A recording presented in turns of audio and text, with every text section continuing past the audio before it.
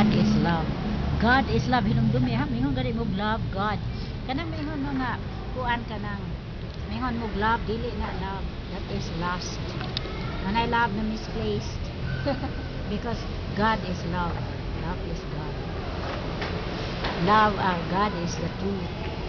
And that is not the truth that God wants us to see, to follow, and apply in life. Because the truth is, man is for woman, woman is for man.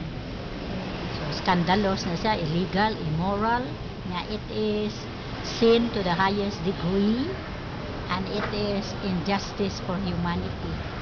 It obliterates, yagong gipapas completely the human dignity. Yeah. Human dignity. Yang gipapas niya. Tuan sa na siya against sa human rights sa babae o human rights sa laki. Kaya dili magyud na right nila na laki babae. Bisa babae pa.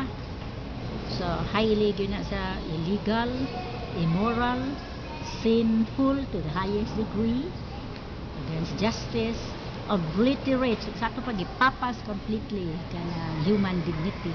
Pero maingon gid na nga bisan inana ilang gibuhat dako na gid kay na sila sagod. Oo, labaw pa. Kailan naman kung gi-practice panglitan ang bayot. Bayot per se dili gyud na sa ingon ma-impierno, pero the moment i-practice siya mga evil desires, ingon gyud mga bayot dili maluwas. Kuan ma'am sa nang pagkabayot.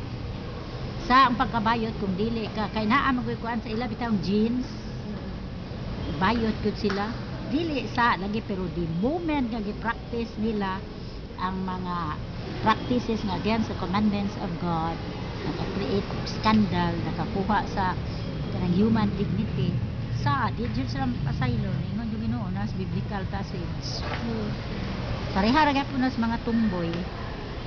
Kaya naman ko'y kuan kanang sa ilang jeans ba, murag ni kapin ra ang para sa male, kato sang mga laki ni kapin ang para sa saingan ana na magunay number no pila ka jeans 23, 28 o nya ni kapin ra mana na bayo. So dili na nila sa pero the moment ang ila bang desire, ilang kasagdahan, ila gyung buhian karon lagi very sad you pray for the priests.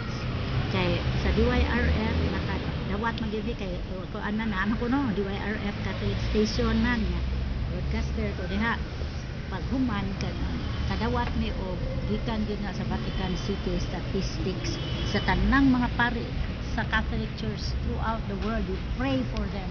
90% na isa unya ang greatest highest percentage is mga bayot. No.